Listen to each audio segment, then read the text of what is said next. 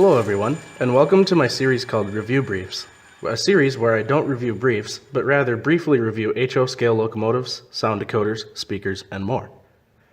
The overall goal is to provide a quick synopsis and arbitrary recommendation to models and the like, or share samples of products out there so you, the modelers, can be a little bit more informed without having to skip through rambling 30-minute reviews. And without further ado, let's jump right into today's subject. The Athearn Genesis Burlington Northern GP39-2. The model retails for $169.99 MSRP with no sound, which is the one I opted for in favor of installing my own decoder. It comes with a DCC 9-pin quick plug, which makes installs easy, and the standard Athearn grain of wheat incandescent bulbs. Fortunately, this time, the model came with all of the lights working out of the box. It also comes equipped with the standard Athearn McHenry plastic semi-scale couplers, which I replaced temporarily with KD number 158s. Even without the change, the couplers came to the NMRA height from factory. The RP25 standard wheels are all in gauge according to my NMRA flat gauge, and the drivetrain is nearly silent.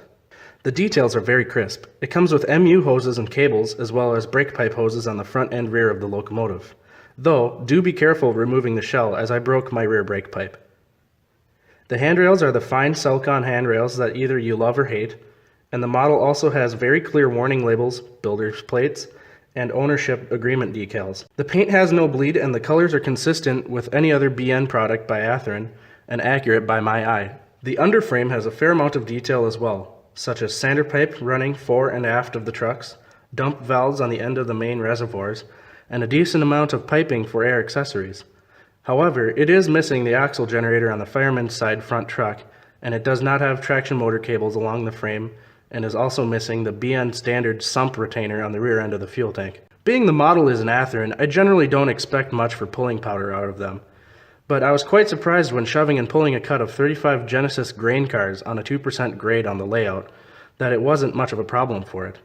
Overall, the model is fantastic.